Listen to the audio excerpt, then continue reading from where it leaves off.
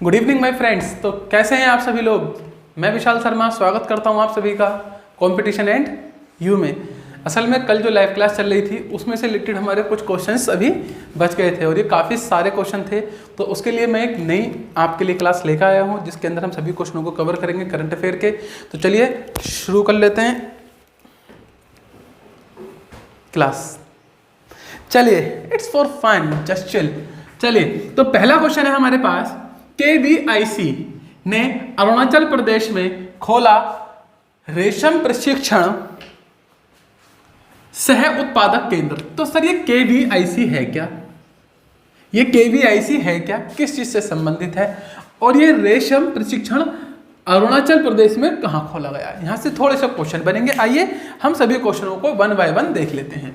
तो ये कह रहे हैं जो KVIC है ये है आपका खादी और ग्रामोद्योग आयोग। जी हाँ, KVIC खादी और ग्रामोद्योग आयोग ये कहाँ है, अरुणाचल प्रदेश के आदिवासी गांव। कहां पर, आदिवासी गांव चुल्लू में। तो कई सारे क्वेश्चन बनते हैं। देखिए डिटेल को जब अच्छे से पढ़ते हैं, कई बार क्या होता है हम सिर्फ डिटेल को ऐसे बाय ऑप्शंस पढ़ लेते हैं कि ये आंसर होगा, ये आंसर होगा, तो उसमें क्या हम जल्दी भूलने के चांस होते हैं। जब कभी भी हम किसी डिटेल को उसकी डिटेल किसी क्वेश्चन को उसकी डिटेल के साथ पढ़ते हैं तो हमारा उसे याद रखना ज़्यादा अधिक समय तक संभव हो पाता है। इसीलिए वीडियो को पूरा देखें, चीज़ों को समझें, वीडियो स्किप ना किया करें, तभी तो कुछ फायदा मिलेगा, अन्यथा क्या फायदा। करेक्ट है, आइए समझते हैं। ऐसे थोड़े ना भैया पटवारी जगह बैग, पटवारी देखा कभी आपने, पटवारी के हाथ में बैग रहता है, उस बैग को पाने के लिए थोड़ी सी मेहनत तो करनी पड़ेगी बच्चा, है ना। आओ, तो आदिवासी गांव चुल्लू में रेशम प्रशिक्षण सह उत्पादक केंद्र खुला है, सिल्क ट्रेनिंग कम प्रोडक्शन सेंटर खोलेगा। क्लियर है। तो ये कहां पर है, चुल्लू गांव में। कहां पर, अरुणाचल प्रदेश में। तो बात कर लेते हैं आगे। यह राज्य का पहला रेशम प्रशिक्षण सह उत्पादक केंद्र होगा, मतलब कि ये पहला वहां पर खुला जाने वाला सेंटर है। और आगे की बात करें तो प्रशिक्षण सह उत्पादक केंद्र में हथकरघा, चरखा, सिल्क रीलिंग मशीन और युद्धरंत ड्रम जैसी मशीनरी स्थापित की जाएगी। मतलब कि वहां पर हथकरघा, चरखा, सिल्क मशीनरी, ये सब मशीनें क्या होंगी वहां पर इंस्टॉल की जाएंगी ताकि अच्छे से सिखाया जा सके और अच्छे से उत्पादन किया जा सके। तो KVIC की पूरी डिटेल आपको यहां से पता चल जाती है बड़े आराम से। जी हाँ, पता चलती है या नहीं चलती है। चलिए आगे चलते हैं, देखते हैं कि अगली डिटेल क्या है हमारे पास। लेकिन यहाँ पर हो सके तो अरुणाचल प्रदेश के मुख्यमंत्री और राज्यपाल का नाम कमेंट बॉक्स में बताएं अगर आप जानते हैं, तो नहीं जानते हैं तो कोई बात नहीं है, देख लेंगे। अब यहाँ पर आगे चलते हैं तो भी आगे थोड़ी सी डिटेल और मिल जाती है। KVIC ने एरी सिल्क, कौन सा सिल्क, ERI या फिर एरी सिल्क के लिए जीर्ण शीर्ण स्कूल भवन को प्रशिक्षण सह उत्पादन केंद्र में तब्दील कर दिया है और साथ में प्रशिक्षण शुरू करने के लिए चलिया गांव के 25 स्थानीय कारीगरों के पहले बैच का भी चयन किया गया है। मतलब 25 लोग स्थानीय कारीगर चुने गए हैं। तो इससे क्या होगा, वहां के आसपास के एरिया में रोजगार की वृद्धि के चांसेस बढ़ेंगे। कंफर्म है या नहीं, और लोग किसी न किसी प्रकार का हुनर सीख पाएंगे। क्लियर है। अगर हम बात कर लेते हैं KVIC की, तो खादी और ग्रामोद्योग आयोग के एक अध्यक्ष भी हैं। ये बहुत ही इंपॉर्टेंट हो जाता है यहाँ से, क्योंकि क्वेश्चन यहाँ से बन जाता है। क्योंकि अब मान लीजिए आपको सिर्फ एक ही क्वेश्चन याद करना होता कि भैया KVIC या फिर खादी और ग्रामोद्योग आयोग के अध्यक्ष कौन है, तो आप याद कर लेते विनय कुमार सक्सेना। पर अभी आपको क्या KVIC की पूरी डिटेल पता है कि KVIC किस पर काम कर रहा है, रेशम पर काम कर रहा है। कहाँ कर रहा है, अरुणाचल प्रदेश में कर रहा है। कौन से गांव में कर रहा है, चुल्लू गांव में कर रहा है। और वहीं से पास में उसने कितने लोग हायर कर लिए, 25 लोग हायर कर लिए हैं। कहाँ पर है, एक स्कूल का भवन ले रखा है जहाँ पर प्रशिक्षण दिया जा रहा है। तो इसके ये नाम याद करने में आपको सुगमता महसूस हो जाएगी। कौन है, विनय कुमार सक्सेना। अभी बताइए मजा आया। एक छोटी सी डिटेल को आप अच्छे से याद करेंगे, अच्छे से सीखेंगे तो कंफर्म मजा आएगा बच्चा, मजा कंफर्म आएगा, ऐसा नहीं कि मजा ना आए। चलिए आगे चलते हैं, चलिए आगे बढ़ते हैं। अब छोटी सी डिटेल और जो मैंने आपसे पूछा था, कमेंट आपने करा नहीं करा पता नहीं, लाइव होता तो पता चलता, फिलहाल करा हुआ तो अच्छी बात है। अरुणाचल प्रदेश के मुख्यमंत्री कौन है साहब, इसके मुख्यमंत्री हैं पेमा खांडू। कौन है, पेमा खांडू। और बात कर लेते हैं इनके राज्यपाल की, तो VD मिश्रा। तो यहाँ से ये सारी चीज़ें याद होनी चाहिए। कम से कम मैं समझता हूँ 5 से 6 क्वेश्चन इस डिटेल से आपके लिए तैयार हो जाता है। अब ये 5 से 6 क्वेश्चन आप पूरा तरह से लिखते हैं या पूरा कैसे लिखते हैं वो आपके ऊपर है, पर लिखेंगे जरूर, नोट्स जरूर बनाएंगे, ठीक है। ये सब चीज़ें चाहूँ तो मैं बिना इसके समझा सकता हूँ, बट ये स्लाइड्स इसलिए लाए हैं ताकि बच्चा स्क्रीनशॉट ले ले और फटाफट उसे लिखने के लिए परेशानी ना उठानी पड़े, बाद में स्क्रीनशॉट से लिख लेगा। कन्फर्म है? तो ये था KVIC की पूरी डिटेल। चलिए अगला है, किसने उत्तर प्रदेश सरकार की ODOP योजना, ये क्या है ODOP योजना के साथ किया समझौता या साझेदारी। तो पहली बात ये मिलती है 2 नाम, पहले तो उस नाम बताओ जिसने ये साझेदारी की, और फिर ये बताओ ये ODOP है क्या भैया। आइए सारी डिटेल को जान लेते हैं।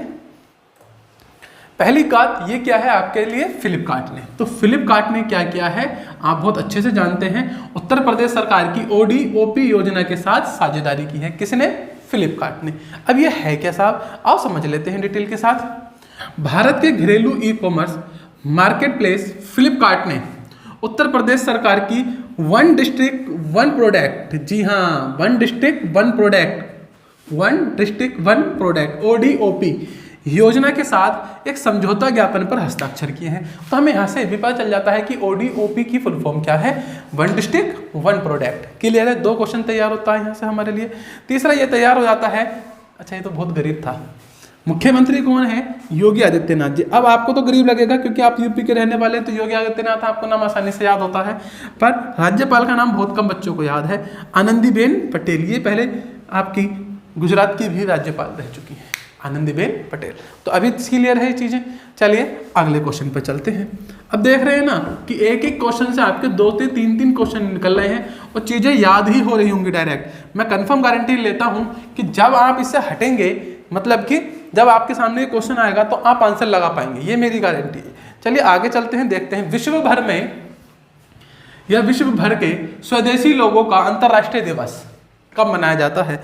जो दुनिया के विश्व भर के लोग हैं उनका यह दिवस कब मनाया जाता है, कौन सा दिवस? स्वदेशी दिवस। आइए देखते हैं क्या डिटेल है आपके पास। संयुक्त राष्ट्र द्वारा, संयुक्त राष्ट्र क्या होता है? UNO, मालूम है ना सबको। संयुक्त राष्ट्र द्वारा हर साल 9 अगस्त को विश्व भर का स्वदेशी लोगों का अंतर्राष्ट्रीय दिवस यानी international day of world indigenous people मनाया जाता है, अर्थात स्वदेशी लोगों का अंतर्राष्ट्रीय दिवस मनाया जाता है।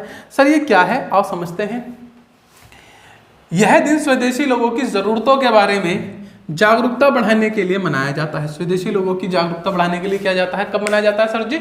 9 अगस्त को मनाया जाता है। क्लियर है? आइए आगे की डिटेल देख लेते हैं। विश्व भर के स्वदेशी लोगों के अंतर्राष्ट्रीय दिवस 2020 का विषय, ये इंपोर्टेंट बन जाता है। यहाँ से देखेंगे ये इंपोर्टेंट बन जाता है। इस पोर्शन से भी आपके 2 से 3 क्वेश्चन तैयार हो जाएंगे। जी हाँ, 2 से 3 क्वेश्चन तैयार हो जाएंगे। पहला, स्वदेशी लोगों का अंतर्राष्ट्रीय दिवस 9 अगस्त को मनाया जाता है। दूसरा, किसके द्वारा किया गया है फिक्स? ये किया गया है संयुक्त राष्ट्र। तो आप चाहें तो संयुक्त राष्ट्र के अध्यक्ष का नाम भी बता सकते हैं अगर आपको मालूम है तो। और तीसरा, इसकी टैगलाइन, ये यहाँ से आजकल क्वेश्चन बनता है टैगलाइन से। तो अंतर्राष्ट्रीय विश्व दिवस 2000 का जो विषय था वो क्या था? सामने आपके लिखा हुआ है कोविड-19 एंड इंडिजिनियस पीपल्स रेसिलाइंस है। ठीक है ना? तो ये विषय आपको याद होना चाहिए, ये टैगलाइन आपको याद होनी चाहिए, 2020 की थी। क्लियर है सभी को? आगे चलते हैं। चलिए, मजा आ रहा है या नहीं? कौन बने पेरू के नए PM? पेरू एक कंट्री है, बताना है आपको। उसके नए PM प्रधानमंत्री कौन बने हैं? प्रधानमंत्री का नाम बताइए फटाफट, कमेंट बॉक्स में बता दीजिए। देखिए कमेंट बॉक्स में करने से फायदा ये होता है, एक तो हमें भी अच्छा लगता है, दूसरा जब आप नाम बताते हैं तो आपको वो चीज़ कन्फर्म याद होती है, कॉन्फिडेंस लेवल जागता है। मैं समझता हूँ वही बच्चा कमेंट नहीं करता होगा क्वेश्चनों के जिसे आंसर नहीं आता। ये देखिए कड़वा है पर ये सच है, जिसे आंसर नहीं आता वो कमेंट नहीं करता, जिसे आता वो कन्फर्म कमेंट कर देगा। और आप देखिए कि आप कमेंट करने की स्थिति में हैं या नहीं, और नहीं है तो आए, नहीं है तो कमेंट करने की स्थिति में जल्दी आए। यही चीज बच्चे की चीज को दिखाती है, बच्चे के सामर्थ्य को दर्शाती है। फिलहाल हम बात कर लेते हैं पेरू की। तो पेरू के पूर्व रक्षा मंत्री कौन? पूर्व रक्षा मंत्री और सेवानिवृत्त सेनाध्यक्ष। जी हाँ, ये पूर्व रक्षा मंत्री रह चुके हैं और सेना में भी थे, सेना अध्यक्ष थे। इनका नाम है वॉल्टर रेजर मार्टिरोस रुइस। तो शॉर्ट में बोल सकते हो आप रोजर मार्टिरोस रुइस। क्लियर है? वैसे पूरा नाम वॉल्टर भी लगा हुआ है, ठीक है ना? तो ये पेरू के नए प्रधानमंत्री बने हैं। कौन बने हैं भैया? Walter Roger. याद रहेगा नाम? जी हाँ सर रहेगा। आगे चलते हैं। उनकी नियुक्ति की पुष्टि की घोषणा पेरू के राष्ट्रपति, अब यहाँ से आपको पेरू के राष्ट्रपति का भी पता चलेगा। पेरू के राष्ट्रपति मार्टिन विजयकरा ने की है। तो मार्टिन विजयकर कौन है? इनके राष्ट्रपति हैं। तो यहाँ से अभी तक कितने क्वेश्चन हो गए? 2 हो गए। चलिए, क्या कोई नया क्वेश्चन और बन सकता है? पता नहीं, देख लेते हैं। आइए, रुइस एल्वारो कैटेरियानो वर्ल्डियो की जगह लेंगे। अब यहाँ से तीसरा क्वेश्चन बनता है, मतलब 2+1 हो गए। क्या लेंगे? देखिए, जो ये रुइस हैं, है ना, रुइस का मतलब जो नए आपके वाल्टर रोजर मार्टिन रुइस हैं, ये नए प्रधानमंत्री बने, पर इन्होंने किसी की तो जगह ली होगी ना। इसका मतलब पहले प्रधानमंत्री कौन थे इनसे पहले? तो उनका नाम था एल्वारो कैटेरियानो वोल्डिगो। तो देखिए, नाम थोड़े टफ हैं पर याद रखना जरूरी है। अब इन नामों को याद कैसे किया जाए? आप 2 से 3 बार किसी रफ पेपर पर लिखें पेरू के पीएम, और 2 बार नाम लिख के देख लें बिना देखे। अगर आप लिखने में सक्षम हो जाते हैं तो आपको याद हो जाएगा। और इसके पूर्व पीएम और राष्ट्रपति। तो यहाँ से भी 3 से 4 क्वेश्चन आपके लिए प्यारे बच्चों बन जाता है। इट इज क्लियर और नॉट? बताइए। देखिए, चीजें क्लियर होनी चाहिए। ऐसा नहीं है कि आप सोच रहे हैं हवाबाजी में काम कर लेंगे। यही चीजें जब एग्जाम के अंदर आती हैं तो हम असमर्थ हो जाते हैं करने में। स्क्रीनशॉट इसका आप ले लीजिए अच्छा सा फटाफट। चलिए, अब यहाँ से अगले क्वेश्चन की तरफ बढ़ते हैं। भैया, पेरू की राजधानी क्या है? सर, पेरू की राजधानी है लीमा। पेरू की राजधानी क्या है? लीमा। और पेरू की मुद्रा क्या है? Peru soul.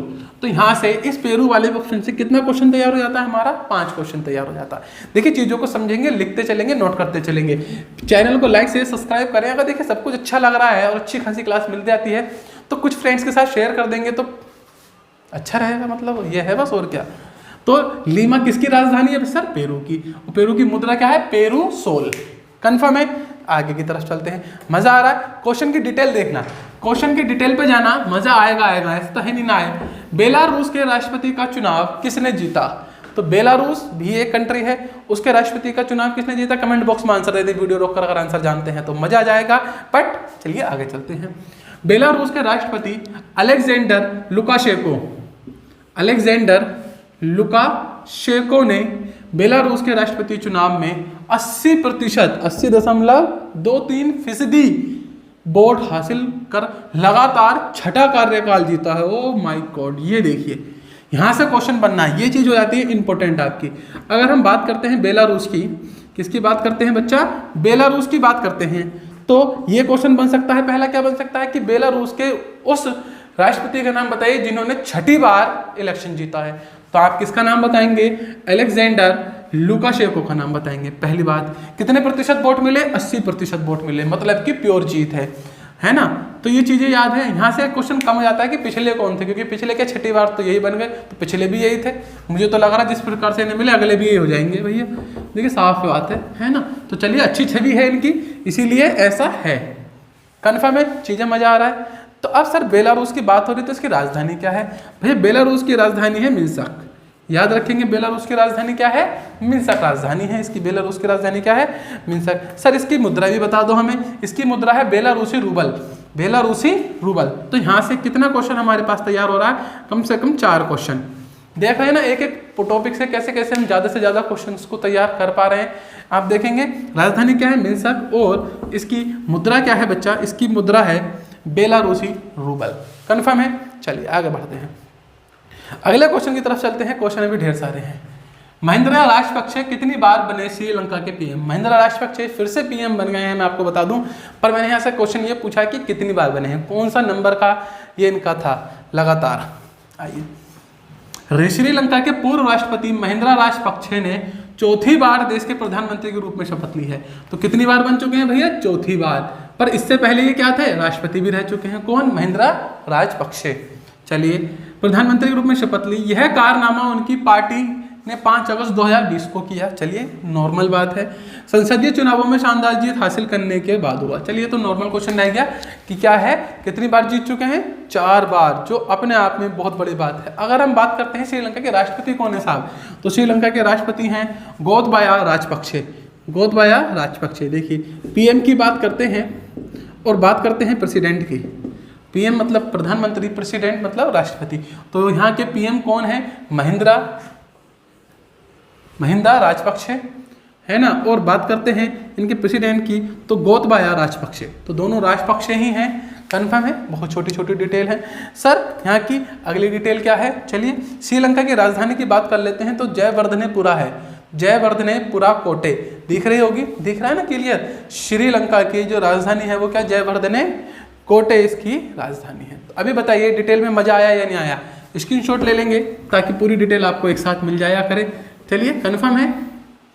देखिए छोटे छोटे क्वेश्चंस ही जब एग्जाम में आते हैं और हमें उनके आंसर नहीं पता होते हैं तो विश्वास कीजिए बच्चा बहुत ज़्यादा कठिनाई हो जाती है एग्जाम के अंदर, है ना।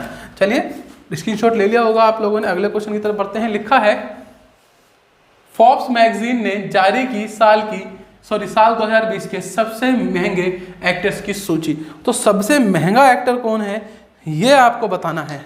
जी हाँ, किसकी बात हो रही है, सबसे महंगे एक्टर्स की बात हो रही है कि बताइए सबसे महंगा जो एक्टर है वो कौन है फोर्ब्स के अनुसार। क्लियर है या नहीं, फोर्ब्स के अनुसार सबसे महंगे एक्टर का नाम बताइए कि कौन है साल 2020 का सबसे महंगा एक्टर्स। तो आप बताइए इसमें भारत के किसी एक्टर का नाम आया होगा या नहीं आया होगा, जरा कमेंट में करते हैं तो इंटरेस्टिंग क्वेश्चन बनेगा। चलिए बताइए क्या भारत के किसी एक्टर का नाम आया होगा या नहीं आया होगा। चलिए अगर नहीं आया है तो कोई बात नहीं है, और अगर आया है तो मैं बताता हूं कि किन का आया होगा। आप बताएं जरा, क्या सलमान खान का आया होगा, क्या आमिर खान का आया होगा, अक्षय कुमार का आया होगा। तीन ही रेस में रहते हैं मोस्टली। तो आप बताइए क्या इन तीनों में से किसी का आया होगा या नहीं। अगर नहीं आया तो कोई बात नहीं, अगर आया है तो जरा कमेंट में जरूर बताएं, मजा आता है। देखें आपका गैस कितना अच्छा है या फिर जानते हैं तो कितना अच्छा जानते हैं। सलमान, आमिर या अक्षय, तीनों में से किसी एक का आया होगा अगर मेरा मानना है। वैसे मुझे आंसर पता है बट बताइए जरा कमेंट में इसका आंसर बताइए। लाइव होता तो उसके कमेंट पढ़ने में मुझे बड़ा मजा आता, पर अभी भी कमेंट देना ताकि अच्छा सा लगे। तो बताइए कि कौन है, आओ देखते हैं। वैसे अक्षय कुमार है, ठीक है। बॉलीवुड अभिनेता अक्षय कुमार वर्ष 2020 के शीर्ष 10 दुनिया के सबसे अधिक कमाई करने वाले अभिनेताओं की सूची में अपनी कमाई कुल $48.5 मिलियन के साथ शामिल होने वाले एकमात्र भारतीय स्टार हैं। अगर दुनिया के टॉप 10 एक्टर की कमाई करने की बात करें तो उसमें हमारे अक्षय कुमार शामिल हैं भैया, अक्षय कुमार शामिल हैं। और मैं बता दूं अक्षय कुमार इस लिस्ट में 6ठे नंबर पर हैं। इस लिस्ट में कितने नंबर पर हैं, 6ठे नंबर पर हैं। तो यहाँ से कई सारे क्वेश्चन बनते हैं। कितने कमाई है, 48.5 मिलियन। कौन से नंबर पर हैं, 6ठे नंबर पर हैं। एकलौते भारतीय हैं। मैगजीन किसने जारी की, फोर्ब्स ने जारी की। कौन से ईयर की करी, 2020 की करी। तो कितना सारा क्वेश्चन यहाँ से बन जाता है। देखते हैं नीचे और थोड़ी सी डिटेल आपके पास मौजूद है। लिखा है इस सूची में अक्षय कुमार को 6ठे स्थान पर दिया गया है। उनके अधिकांश आय का हिस्सा उत्पादों के विज्ञापन से आता है। मतलब जितने वो विज्ञापन करते हैं वहां से ज्यादा हिस्सा आता है, ना कि फिल्मों से। आता फिल्मों से भी है बट बड़ा हिस्सा कहां से आ रहा है भैया, विज्ञापन से। आगे लिखा हुआ है इस सूची में दूसरे वर्ष रेसलर से फिल्म स्टार बने ड्वेन जॉनसन। देखिए नाम दिख रहा होगा आपको, ड्वेन जॉनसन नाम करते हैं ड्वेन जॉनसन। ड्वेन जॉनसन को हम फिल्मी दुनिया में द रॉक के नाम से जानते हैं कि द रॉक, जिनकी पिक्चर आती है एक आपने देखी फास्ट एंड फ्यूरियस सीरीज में, आपने इन्हें देखा होगा। तो इनकी कमाई कितनी है, 87.5 मिलियन। अगर अक्षय कुमार से कंपेयर की जाए तो ऑलमोस्ट दुगनी बोल सकता हूँ, कोई दिक्कत नहीं है वैसे बोलने में, है ना, ऑलमोस्ट दुगनी है। तो ये पहले नंबर पर है। तो आपसे यहाँ से कई सारे क्वेश्चन तैयार हो जाते हैं बच्चा, काफ़ी सारी अच्छी डिटेल आपको यहाँ से मिल जाती है। एक अच्छा सा स्क्रीनशॉट यहाँ से आप ले लेंगे तो सही रहेगा आप लोगों के लिए। क्लियर है, एक अच्छा सा स्क्रीनशॉट ले लीजिए, एक स्क्रीनशॉट तो बन जाता है। अगले क्वेश्चन की तरफ चलते हैं, देखते हैं कि क्या है अगला क्वेश्चन। कैसी लग रही है डिटेल बिल्कुल कमेंट बॉक्स में बताएं। लाइक से सब्सक्राइब करना ना भूलें, मैं बार बार कह रहा हूँ भैया कर दो लाइक। चलो, किसने लैप्स पॉलिसी को दोबारा चालू करने के लिए शुरू की विशेष योजना। देखिए लैप्स पॉलिसी का मतलब है कि आपने कोई पॉलिसी ले ली किसी भी संस्था की और वो आपने किसी कारण छोड़ दी। जब हम उसे छोड़ देते हैं तो हमें जब छोड़े हुए 2 महीने 4 महीने हो जाए तो कोई दिक्कत नहीं, पर साल 2 साल 10 साल ऐसा कुछ हो जाए तो पॉलिसी ऑटोमेटिक बंद जैसी हो जाती है। और उसे आप दोबारा शुरू करेंगे तो आपके ऊपर एक फाइन भी लगता है। समझना, कोई भी पॉलिसी है जैसे कि टर्म्स पॉलिसी हो गई, इंश्योरेंस हो गया, कुछ भी ऐसा है ना, तो उसे दोबारा शुरू करते हैं तो आपके ऊपर फाइन लगता है। लेकिन इसके लिए रियायत के साथ, है ना, एक कंपनी ने अपनी इस पॉलिसी को दोबारा शुरू करने की बात करी है। मतलब कि जिन लोगों की पॉलिसी छूट गई थी किसी कारण, उन्होंने एक लंबा टाइम हो गया, तब वो शुरू क्यों नहीं कर रहे, क्योंकि फाइन लग सकता है उनके ऊपर, तो उसे दोबारा शुरू करने के लिए एक नई योजना बनाई है। किस कंपनी ने भैया? ये बनाई है LIC ने। आइए डिटेल पढ़ लेते हैं। भारतीय जीवन बीमा निगम LIC ने लैप्स मतलब रुकी हुई पोलियो पॉलिसी होना चाहिए था को फिर से चालू करने के लिए स्पेशल रिवील कैंपेन, नाम याद रखेंगे, ये नाम आ सकता है, स्पेशल रिवील कैंपेन नामक एक विशेष योजना शुरू की है। क्वेश्चन कैसा आ सकता है कि क्वेश्चन में लिखा होगा स्पेशल रिवील कैंपेन किस संस्था की पॉलिसी है, ये किस संस्था की योजना है, तो आपको पता होना चाहिए किसकी है सर? LIC की है। किसकी है? LIC की। अगर पूछा कि लैप्स मतलब रुकी हुई पॉलिसी को दोबारा शुरू करना किसने किया है? LIC ने किया है। पूछा जाए कि स्पेशल रिवील कैंपेन किसका है? LIC का है। तो बात समझ में आ रहा है या नहीं? यहाँ से नामक योजना शुरू करने की घोषणा की है। कन्फर्म है या नहीं? अब यहाँ से एक क्वेश्चन और बन जाता है भैया, LIC का मुख्यालय कहाँ? भैया LIC का जो मुख्यालय है वो मुंबई में है। कहाँ पर है? अर्थात महाराष्ट्र में है। LIC का मुख्यालय कहाँ पर है सर जी? मुंबई में है। आगे की अगर हम बात करते हैं तो LIC के अध्यक्ष कौन है? MR कुमार। यहाँ ये क्वेश्चन कई बार रिपीट हुआ है। MR कुमार इसके अध्यक्ष हैं। किसके? LIC के। देख रहे हैं यहाँ से 5-6 क्वेश्चन बनता है आपका। जी हाँ, एक क्वेश्चन और बन जाता है LIC की स्थापना कब हुई थी। अगर LIC की स्थापना की बात करते हैं तो 1 सितंबर 1956 को इसकी स्थापना हुई थी। 1 सितंबर 1956 को। तो कितना सारा डिटेल आपको यहाँ से मिला, एक ही बार में स्क्रीनशॉट ले लेंगे, है ना। स्क्रीनशॉट से बहुत ही फायदा होता है हम लोगों को। क्या है कि हम सब बाद में आराम से उतार सकते हैं, वीडियो दोबारा देखने की आवश्यकता नहीं पड़ेगी। स्क्रीनशॉट ले लीजिए फटाफट। चलिए फटाफट ले लिया, आगे बढ़ते हैं। अब अगले क्वेश्चन को देखते हैं। किस देश ने एरो 2 बैलिस्टिक मिसाइल इंटरसेप्टर का सफल परीक्षण किया है? तो क्या नाम है? एरो 2। किस देश ने किया है? फटाफट किस देश ने किया है सर जी? इजराइल ने किया है। तो एरो 2 किसकी मिसाइल है सर जी? इजराइल की मिसाइल है। क्लियर है? बैलिस्टिक मिसाइल है इजराइल की। अगर हम बात करते हैं सर इजराइल के राष्ट्रपति कौन है, तो इजराइल के राष्ट्रपति हैं रूवी रिवलिन। ठीक है, रूवे रिवलिन इसके राष्ट्रपति हैं इजराइल के। इजराइल के प्रधानमंत्री की बात कर लेते हैं तो इजराइल के प्रधानमंत्री हैं बेंजामिन नेतान्याहू। बेंजामिन नेतान्याहू, देखिए दोनों चीजें याद रखेंगे। इजराइल के राष्ट्रपति कौन है? रूवे जी हैं, और बेंजामिन इसके प्रधानमंत्री हैं अर्थात PM है। डिटेल याद होनी चाहिए। और बात करते हैं इसकी राजधानी की, तो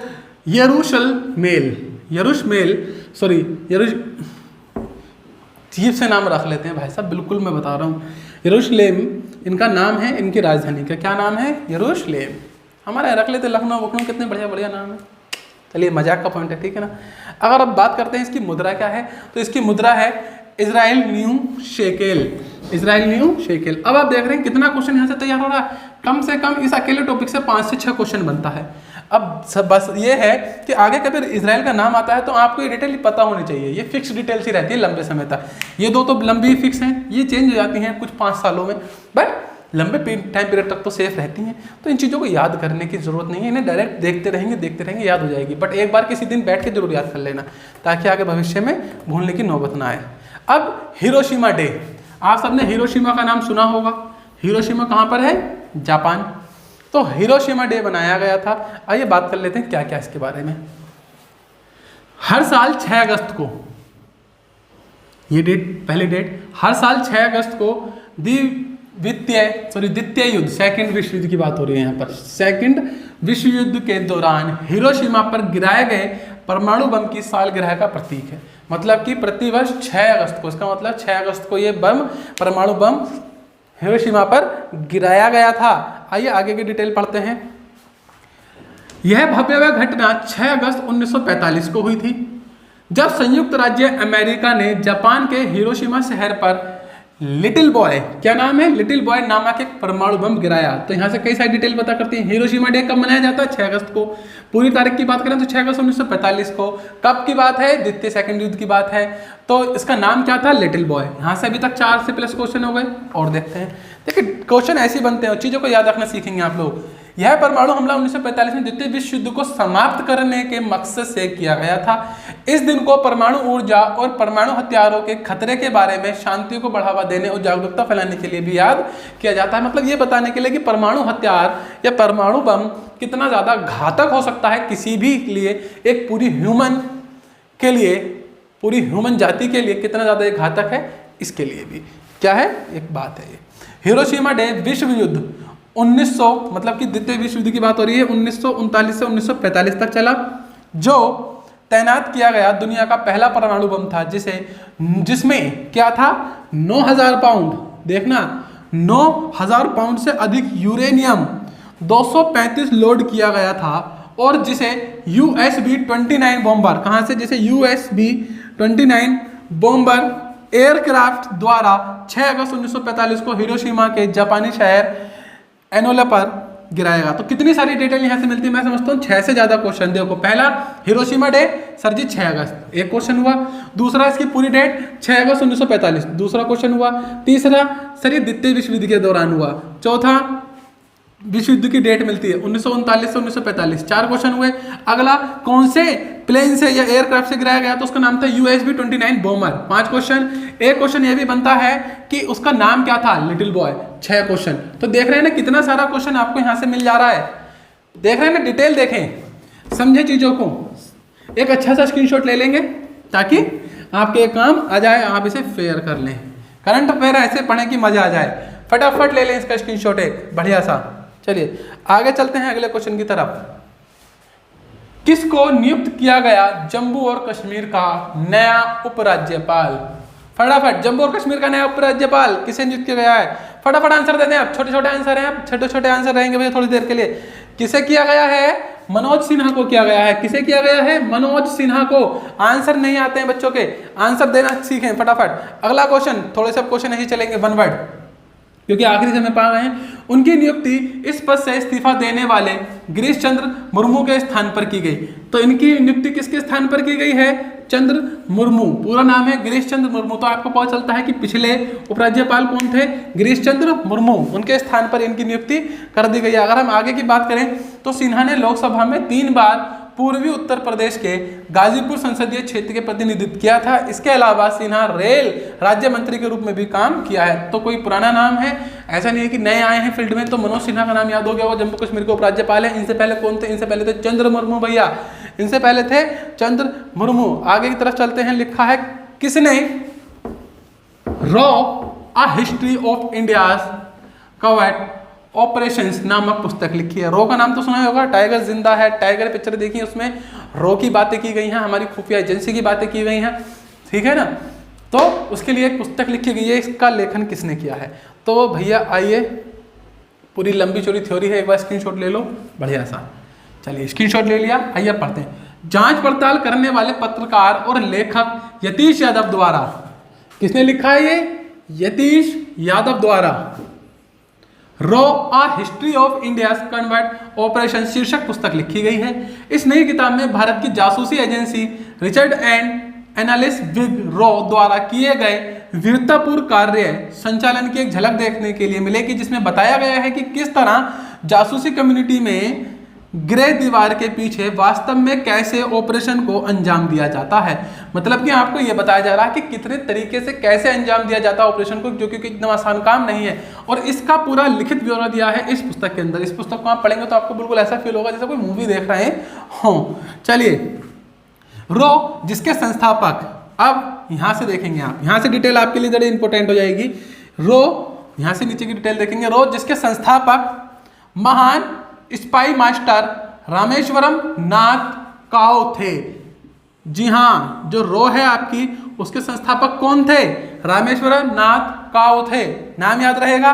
ने इसकी स्थापना 1968 में की थी। कब की थी? 1968 में की थी, ठीक है ना। 1962 के चीन भारतीय सीमा युद्ध और 1965 के भारत पाकिस्तान युद्ध के दौरान पहचानी गई इंटेलिजेंस की आवश्यकता को पूरा करने के लिए इसकी स्थापना की गई थी। तो इतनी लंबी थ्योरी मैंने इसीलिए लिखी ताकि एक तो ये पता चल जाए आपको यतीश कुमार यादव ने लिखी है। दूसरा मेन चीज क्या है, इसके संस्थापक कौन है, शायद ही किसी को पता हो।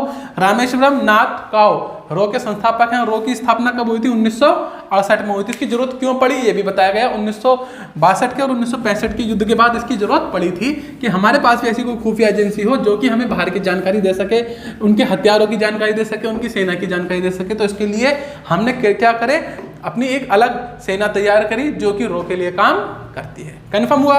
मजा आ रहा है या नहीं? देखिए डिटेल बताइए, डिटेल में मजा आ रहा है या नहीं आ रहा? डिटेल में मजा आना चाहिए। मैं कंफर्म करता हूँ मजा आ रहा होगा। मजा आ रहा है तो लाइक शेयर सब्सक्राइब करें, दबा के लाइक शेयर सब्सक्राइब करें भैया, ठीक है। रा के प्रमुख कौन है? अगर हम रो की बात करते हैं तो सामंत गोयल जी इस समय इसके प्रमुख हैं। रो के प्रमुख कौन है? सामंत गोयल जी। चीजें याद रखना शुरू करेंगे आप। रो का मुख्यालय कहाँ है? सर जी रो का मुख्यालय नई दिल्ली में है। देख रहे हैं 6-7 क्वेश्चन तो एक एक टॉपिक से बन रहे हैं, मजा ना आएगा तो क्या आएगा। अगर हम बात करते हैं इसकी स्थापना, तो पूरी डेट है 21 सितंबर 1968। इसकी स्थापना है, पूरी डेट है 21 सितंबर 1968।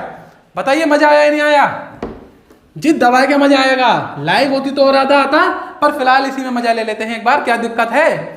कभी कभी कर लेना चाहिए, ठीक है ना। गयाना के नए प्रधानमंत्री के रूप में किसने शपथ ली है? गयाना के नए प्रधानमंत्री के रूप में किसने शपथ ली है? जी हाँ, ये शपथ ली है मार्क फिलिप्स ने। गयाना के नए प्रधानमंत्री के रूप में शपथ किसने ली है? मार्क फिलिप्स ने इसके बारे में शपथ ली है। आइए कुछ डिटेल देख लेते हैं। क्या कह रही है डिटेल? गयाना रक्षा बल के पूर्व चीफ, इसका मतलब ये पहले किस में रह चुके हैं? रक्षा बल के पूर्व चीफ रह चुके हैं। चीफ ऑफ स्टाफ और सेवानिवृत्त ब्रिगेडियर सूर्यदेव सिंह। तिरंगा पिक्चर याद है या नहीं? चलिए मजाक था। तो ब्रिगेडियर मार्क एंथनी फिलिप्स ने गयाना के प्रधानमंत्री के रूप में शपथ ली है। तो किसने लिए? मार्क एंथनी फिलिप्स ने नए प्रधानमंत्री के रूप में शपथ ली है। पहले ब्रिगेडियर रह चुके हैं, रक्षा बल के काम कर चुके हैं। आगे की डिटेल की अगर हम बात करते हैं तो मिलेगा गयाना के राष्ट्रपति कौन है? मोहम्मद इरफान अली। मोहम्मद इरफान अली गयाना के राष्ट्रपति कौन है? मोहम्मद इरफान अली। क्लियर है? याद रहेगा? हाँ सर याद रहेगा। याद रहेगा तो गयाना की राजधानी क्या है? George town. जी हाँ, गयाना की राजधानी क्या है? जॉर्ज टाउन इसकी राजधानी है, जॉर्ज टाउन। देखिए फटाफट लिखते रहेंगे या फिर स्क्रीनशॉट ले लेंगे एड मार के। गयाना की मुद्रा क्या है भैया? गायनेस डॉलर। GYD भी इसके कई बार शॉर्ट में बोल देते हैं, तो ये भी एग्जाम में मिल सकती है। GYD किसे कहते हैं हम? गयाना की मुद्रा को। तो यहाँ से भी हमारे 4 से 5 क्वेश्चन, 5 क्वेश्चन से ज़्यादा क्वेश्चन यहाँ से तैयार हो जाते हैं। देख रहे हैं ना, डिटेल से पढ़ने का फायदा कितना है। मार्क फिलिप्स एकदम नाम याद हो जाएगा आपको। जी हाँ, डिटेल से पढ़ने का फायदा भी अलग है। आइए आगे चलते हैं। भारत के किस पूर्व राष्ट्रपति कोरोना वायरस से संक्रमित हो गए? हमारे कौन से राष्ट्रपति पूर्व जो कोरोना से संक्रमित हुए हैं? फटाफट बताएंगे भैया। प्रणब मुखर्जी। प्रणब मुखर्जी क्या हुए हैं आपके? कोरोना से संक्रमित हो चुके हैं। इस आगे की बात करते हैं। सीरम इंस्टीट्यूट ने भारत में कब तक कोविड-19 वैक्सीन लॉन्च करने की घोषणा की है? अब वन लाइनर आ गए यहाँ से। सीरम इंस्टीट्यूट ने भारत में कब तक कोविड-19 वैक्सीन लॉन्च करने की घोषणा की है? तो यहाँ से 2 क्वेश्चन बनेंगे, उल्टा भी पूछा जा सकता है, सीधा भी पूछा जा सकता है। तो आंसर है फिलहाल दिसंबर 2020 तक, लेकिन इसे इस तरह से ही पूछ सकते हैं दिसंबर 2020 तक कौन से इंस्टीट्यूट ने भारत में कोविड-19 की वैक्सीन को लॉन्च करने की बात की है? तो बात करेंगे सीरम ने, ठीक है ना। 2 क्वेश्चन यहाँ से भी तैयार होते हैं। अगले क्वेश्चन की तरफ बढ़ते हैं, फटाफट थोड़ा तेज चलेंगे। उज्बेकिस्तान में भारत का नया राजदूत किसे नियुक्त किया गया? उज्बेकिस्तान में भारत का नया राजदूत किसे नियुक्त किया गया? फटाफट कमेंट में आंसर दे देंगे। मनीष प्रभात का नाम लिख देंगे। कौन है मनीष प्रभात? मनीष प्रभात जी कौन है? उज्बेकिस्तान में भारत के नए राजदूत के रूप में इनकी नियुक्ति की जा चुकी है। कौन नाम है? मनीष प्रभात। देखिए करंट अफेयर को बार बार पढ़ेंगे, बार बार देखेंगे, तभी याद होता है भैया। किस देश की सरकार ने पूरी कैबिनेट के साथ इस्तीफा दे दिया? देखिए इसके लिए मैंने एक वीडियो सेपरेट भी बनाया था, पर इस्तीफे के लिए नहीं, इसके लिए। एक आपको मालूम है एक ब्लास्ट हो गया था एक देश में, ठीक है ना। तो जब ब्लास्ट हो गया था तो उस ब्लास्ट के बाद वहाँ की पूरी सरकार ने एक साथ इस्तीफा दे दिया था। वो था लेबनान। लेबनान में खाद के कट्टे रखे हुए थे जिसके अंदर ब्लास्ट हो गया था किसी कारण। पूरी डिटेल में आई थी, वीडियो आप जाके देख सकते हैं करंट अफेयर की लिस्ट में। तो क्या है? लेबनान। तो पूरी कैबिनेट ने एक साथ इस्तीफा दे दिया है। तो ये एक बार स्क्रीनशॉट ले लीजिए फटाफट। बस आखिरी स्लाइड है, इसके बाद क्वेश्चन खत्म हो जाएंगे। मजा आया या नहीं आया जरूर बताएंगे आप लोग। केंद्र सरकार ने किस राज्य के कुछ हिस्से में 15 अगस्त से 4G सेवा के ट्रायल की शुरुआत करनी शुरू कर दी? बता दूं भारत का एक ऐसा हिस्सा भी था जहां पर 4G का भी ट्रायल नहीं हुआ था, और उस विकसित जगह का नाम है जम्मू कश्मीर। अगर अभी पूरे तरह से एंटर में नहीं लिया होता ना, तभी भी वहां पर 2G चल रहा होता। खैर यहाँ भी कौन सा अच्छा चलता है फिलहाल, वो उसका नाम है जम्मू कश्मीर। जी हाँ, वहां पर 15 अगस्त से 4G का ट्रायल शुरू हो गया है।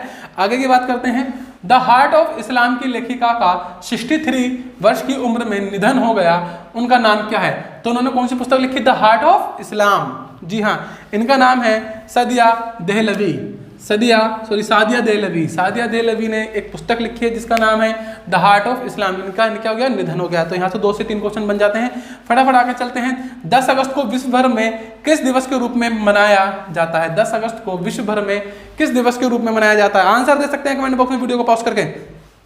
विश्व जैव ईंधन दिवस विश्व जैव ईंधन दिवस के रूप में बनाया जाता है। विश्व जैव ईंधन दिवस 10 अगस्त को मनाया जाता है। मजा आया या नहीं, वीडियो में मजा आ रहा है या नहीं, फटाफट बताएंगे। आखिरी क्वेश्चन है आज का, Indian council for research on international economic relations ICRIER के नए चेयरमैन के रूप में किसे नियुक्त किया गया है? फटाफट बताएंगे किसे नियुक्त किया गया है।